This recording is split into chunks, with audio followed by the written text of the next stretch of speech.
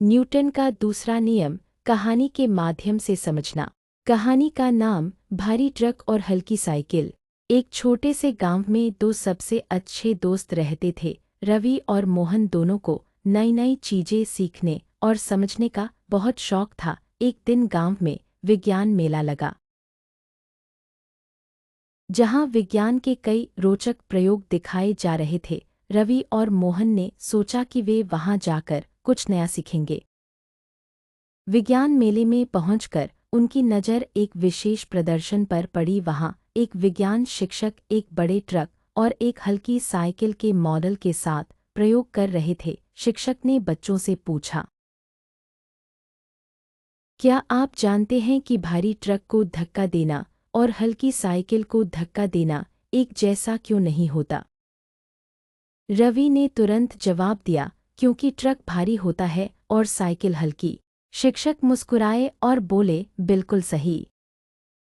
लेकिन इसके पीछे एक वैज्ञानिक कारण है, जिसे न्यूटन के दूसरे नियम से समझा जा सकता है। न्यूटन का दूसरा नियम क्या है? शिक्षक ने समझाया, न्यूटन का दूसरा नियम कहता है कि किसी वस्तु पर लगाया गया बल उस वस्तु के द्रव्यमान और त्वरण के गुणनफल के बराबर होता है। इसे सूत्र के रूप में इस प्रकार लिखा जाता है,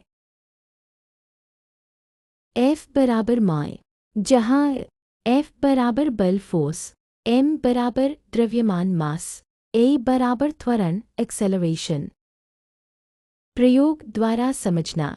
शिक्षक ने सबसे पहले साइकिल को हल्के से धक्का दिया। साइकिल तुरंत तेजी से आगे बढ़ गई। फिर उन्होंने ट्रक को धक्का देने की कोशिश की, लेकिन ट्रक अपनी जगह से हिला तक नहीं।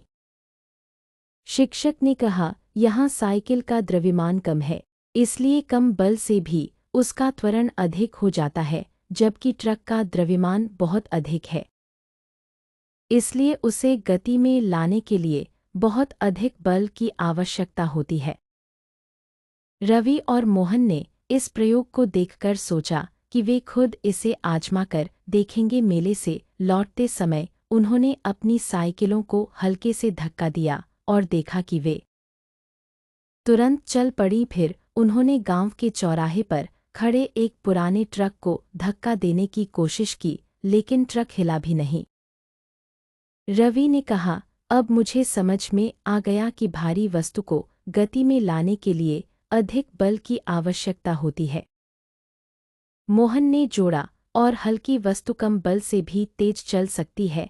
यही न्यूटन का दूसरा नियम है। शिक्षा।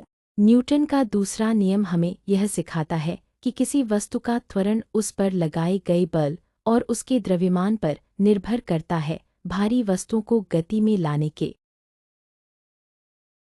लिए अधिक बल की आवश्यकता होती है, जबकि हल्की वस्तुएं कम बल से भी गति कर सकती